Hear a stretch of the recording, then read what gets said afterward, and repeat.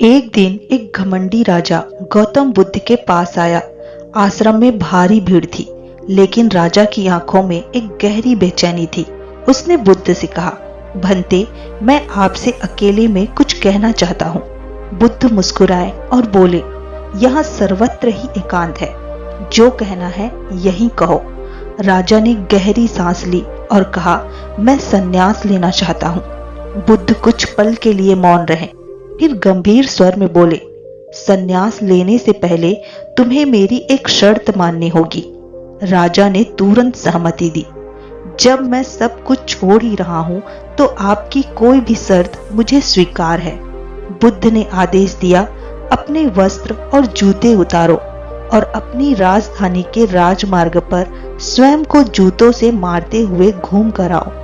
राजा स्तब्ध रह गया, लेकिन उसने बुद्ध की आज्ञा का पालन किया।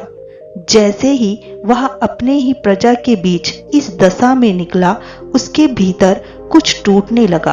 वह अहंकार जो उसके पद और शक्ति से उपजा था।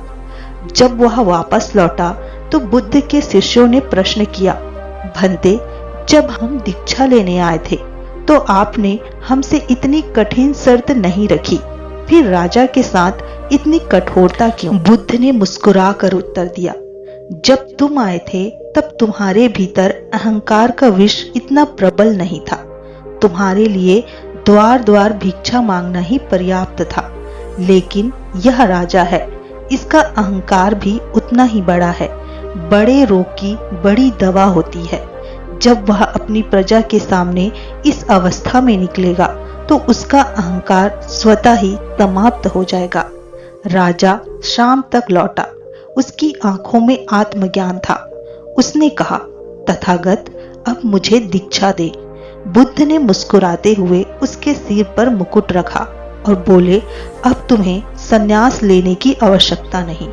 अब तुम जाओ और स्वामी भाव छोड़कर सेवक भाव से शासन करो।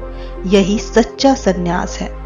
दोस्तों, इस कहानी से हमें ये सीख मिलती है कि घमंड ही हमारे दुख और असफलता का सबसे बड़ा कारण है।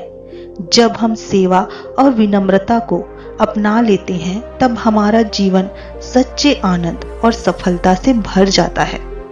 आपको ये कहानी कैसे लगी, हमें जरूर बताइए। कहानी अच्छी लगे तो कहानी को अपने प्रियजनों के साथ शेयर जरूर करें। मैं आपसे मिलूंगी अगली कहानी में। तब तक आप खुश रहें और खुशियां बांटिए।